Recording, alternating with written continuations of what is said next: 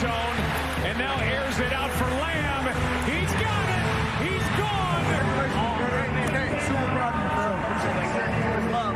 Goff takes turns, fakes the gift to Montgomery, sets the pocket, throws end zone wide open. It is caught. Oh my goodness, are you kidding me? Is there a flag down? What else could be?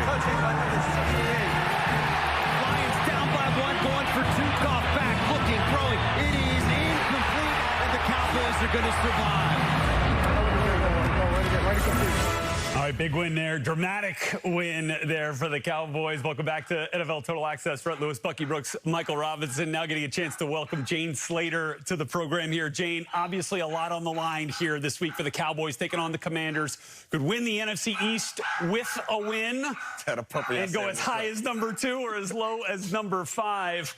What kind of bark are the Cowboys going to have here this week against the Commanders with all that's at stake? A lot bigger dogs in that Cowboys locker room than the ones I have out there in my living room. Shout out to the FedEx guy. When I sat down with safety Jaron Kearse this week and asked about the opportunity in front of them because of that Eagles loss to the Cardinals, he kind of smiled at me and he said, Philly's been in a slump. Let's kick them while they're down, adding, it was a great Sunday for us. But first up, the 4-12 Commanders. And before anyone overlooks this team, just remember last year, Cowboys also finishing the season up on the road at FedEx. They lost that one 26-6. Now, Kearse says when opposing teams play them, they always get their best shot. So the mentality this week is simple, according to Kearse. He says our playoffs start Sunday. We have to handle our business. The front office has also been trying to handle their business and bring them in some depth at certain positions. Today, we saw that offensive tackle/guard Lyle Collins rejoins the Cowboys. They've added him to the practice squad, as well as linebacker Damian Wilson. Now, they at least tried to go out and get Dalvin Cook. I don't know how much they were really in the sweepstakes for that, but it just shows you they realize that everything is in front of them, and as much as they want the locker room to do their part, the front office is trying to help them too.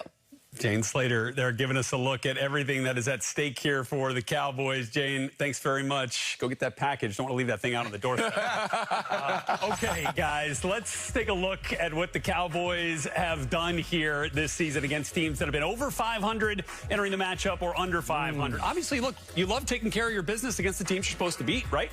Yeah. And they've been almost one game under 500 against teams that were over 500. Get it? Points per game, a little bit of a differentiator there. Bucky, let's start this thing off with how important a win and a home playoff game is for this Dallas Cowboys team. I mean, look, it's very important. Look, they're Captain Cupcakes. They beat up all the bad teams at home. You want to make sure that you have those home games. And so if you're the Dallas Cowboys, it's important to win. When you look at the numbers, look, they've won 16 in a row at the house. They have a 22-point differential when they play at home. They're almost putting 40 burgers on everybody at home this season. So it's important for them to play at home because that would give them 2, maybe 3 games at home to go to the title game. And we're saying that this is the year for America's team to make an appearance in the Super Bowl.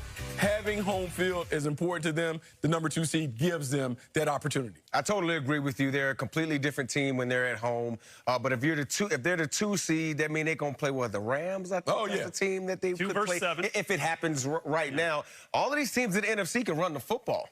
And to me, that's been the Achilles heel for the Dallas Cowboys. They cannot stop the run. We all saw what the Buffalo Bills did to them just a few weeks ago. There it is right there for 266 yards. It's because they're a little light in the pants when you talk about the second level of that defense, Marquise Bell and guys like that. So to me, they got to get the line of scrimmage right if they want to play at home. All of those things, or the teams that they're going to play, they're going to have to be able to defend the run. Now, if they get the 5 seed, they play the Tampa Bay Buccaneers as it sits right now. The Bucs win. If the Bucs win as it sits right now, but the Bucs, to me, that's a good matchup because they only run the ball for about 78, 80 yards a game. So it's pick your poison for the Dallas Cowboys. All right, so a couple of different ways you can look at these potential matchups for the Dallas Cowboys. Let's take a look at where the NFC East standings sit right now. Obviously, Cowboys and Eagles sitting there with identical 11-5 records, but the winner of their games here in Week 18, Cowboys are in control based on all the tiebreakers. They win. They are NFC East champions. As for the Eagles, well, no hiding the frustration that they've been feeling for Jason Kelce, but also no hiding from the work that needs to be done, according to their Pro Bowl center. We blew essentially home field advantage, at least for part of the playoffs, if not all of it. So yeah, it's a very frustrating game. We're just not playing good enough right now. Yeah, it's all there is to say. To lose a game like that late in the season stings. It does. So, but all you can do is just go back and work, man. I'm going to keep saying this because I believe it. We have great players in the building. We have great coaches, and all you can do is just keep going to work, man. New Heights podcast there, Jason and Travis Kelce. And look, even Travis, the brother, he's like, look, yeah. Nothing much you could say there. I mean, it's been a tough road. Mike Garafolo joining us now. Mike, obviously, comments from A.J. Brown about the frustrations this team is dealing with probably describes the feeling of anyone and everyone around the Philadelphia area. What are you hearing about some of those comments and how this team is trying to figure it out?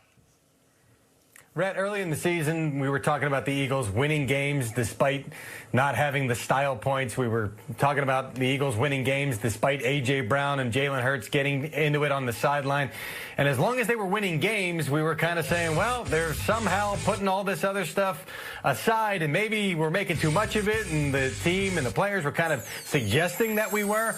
Well, now the losses are piling up, and now it's all about that other stuff that we were talking about. This team is now, the way that they're playing is catching up to them, and A.J. Brown now having to answer for the fact that he didn't speak to the media the other day, said he apologized to his teammates, and also said, I was raised that if you don't have anything nice to say, you don't say anything at all, which means he didn't have some nice things to say after the Eagles have been struggling, even in that win over the Giants a couple of weeks ago. That was a locker room that, to me, and on field after the game, felt like a team that believed they had lost the game despite the fact that they had won it. So there's a lot of negative momentum in Philadelphia here. To think that they're suddenly going to flip the switch and go on a playoff run, I'm just not feeling that right now. We've seen some teams that have had some late season lulls, but they're shorter than what we're seeing with the Eagles right now. This is an extended lull. We've seen a change in defensive play caller. The offensive coordinator has been in question. I just, they'll probably win this game and get into the postseason, but this feel like a team that's going to catch fire right now? It doesn't to me.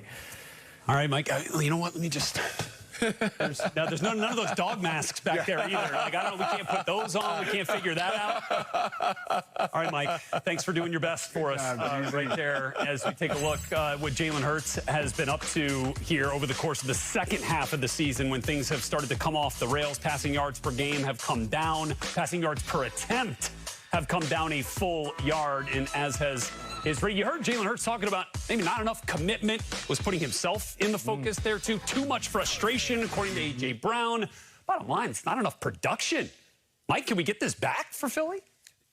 I do think they have the elements to get it back, but I just don't see how they do it right now. And it seems like this team is trying to validate a contract. And what I mean by that, Buck, is the quarterback got paid this offseason, talking about Jalen Hurts. And now they're throwing the football and leading this offense through his arm, as opposed to last year, everything started with his legs. And to me, I believe you have to build an offensive game plan every single week that starts with you leaning on the quarterback's legs, because that forces 11 on 11 football, and the strength of your team is that offensive line. The strength of your team is when you get one-on-one on the outside. You got guys like Devontae Smith and A.J. Brown that are going to win. So to me, to validate a contract just because you played the quarterback doesn't mean you got to throw the football as much as we're seeing the Philadelphia Eagles throw the football. Now, defensively, that's a whole nother different story. I don't think the defense can't be fixed at all to me. But the real question I have is there anybody in that building to truly hold Jalen Hurts accountable for some of the things that he's done wrong this season? Look, man, we can talk about the defense, and the defense has been bad. And the best way that we can fix their defense is to not put the defense on the field, meaning put all the pressure on the offense. To me, this is Nick Sirianni walking to the offensive meeting room and saying, look, I know we want to be a certain way, but we have to play a certain style for us to win. That means go back and look at last year's tape and look at how they dominated as a run-first team. We got to go back to that. We need to hit the magic number, 35-plus rushing attempts a game, because I've seen DeAndre Swift have big games. I've seen him go over 1,000 yards. And when they run the football, what it does is it shortens the game, it keeps the defense on the field, but it also allows Jalen Hurts to get into his sweet spot, his comfort zone, throwing off play action, RPOs, and those things. look, get back to basics. If the Eagles go back to who they are and really, look, embrace their identity as a run-heavy football team, they can get back on track. It only takes one game to build some momentum going into the tournament. Felt like we were having this conversation early on in the Nick Sirianni tenure, right? It was like, well, they're not running the ball very much. Yeah. And all of a sudden, they turn into a juggernaut, right? Maybe a little late for that change, but if it's part of your DNA already, just try to get it out there a little bit more consistently. See if that comes to.